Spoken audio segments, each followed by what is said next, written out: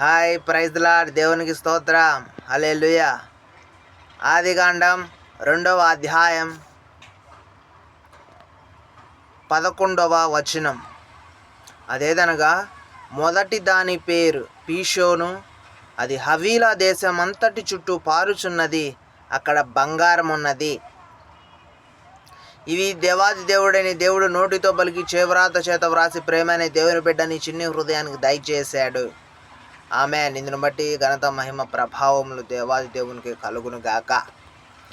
ఈ వచనం ఏం తెలియజేస్తుందంటే, ప్రియమైన దేవుని బిడ్డ, 4 మునుపటి వచనములో శాఖలైపోయిన నది, ఆ శాఖల గురించి మొట్టమొదటి శాఖ పేరు పీషోను. అది ఒక దేశమంతా చుట్టూ పారుచున్నది. అంటే ఎంత విస్తరించిందో, ఎంత తొందరగా ప్రవహించిందో, అది ఒక దేశమంతా చుట్టూ ఒక పాయ ప్రవహించుచున్నదంట. మరి ఒక అద్భుతమైన ఆశ్చర్యకరమైన సంగతి దేవుని లేఖన వచనం తెలియజేస్తుంది. అదేంటంటే, అక్కడ బంగారం ఉన్నది. ప్రియమైన దేవుని బిడ్డ, నీవు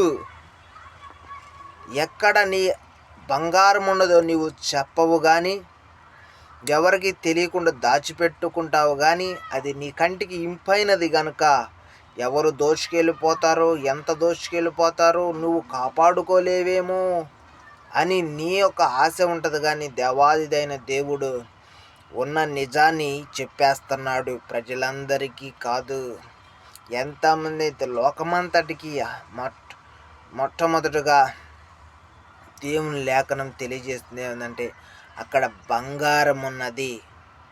బంగారం, తన ఇంటిలో ఎక్కడ బంగారం ఉన్నదో ఈ లేఖన వచనం నీకు తెలియజేస్తున్నది. అలాగే దేవుడు ఏది దాచుకోడు. ఆయనకు తెలియకుండా, ఆయనకు తెలిసినది నీకు చెప్పకుండా ఏది ఉంచడని ఈ లేఖన వచనం నీకు తెలియజేస్తున్నది. బంగారం ఎక్కడ ఉన్నదంటే, అది పీషోను, హవీల దేశమంతా చుట్టూ పారుచున్న మొదటి శాఖ అయినటువంటి ఒక హవీల దేశమంతా చుట్టూ పారుచున్నదంట. ఆ నదిలో పాయ, ఆ నీటి ద్వారా ఏదైనా కానీ అక్కడ బంగారం ఉన్నది అని దేవుని లేఖనం తెలియజేస్తుంది. ఇటువంటి గొప్ప లేఖన వాక్యాన్ని ప్రియమైన దేవుని బిడ్డ, నీవు చదివినప్పుడు, చూచినప్పుడు, వ్రాసినప్పుడు, వినినప్పుడు, గ్రహించినప్పుడు, ధ్యానించినప్పుడు తప్పక దేవుని జ్ఞానం నీకు దయచేయునుగాక. దీన్ని బట్టి దేవాదేవునికి స్తుతి ఘనత మహిమ ప్రభావములు చెల్లించుదువుగాక. అలాగే బంగారము నాది అని సెలవిచ్చిన దేవాది దేవుడు ఎక్కడ ఉన్నదో కూడా తెలియజేసిన గొప్ప దేవునికి స్తుతి ఘనత ప్రభావములు కలుగు.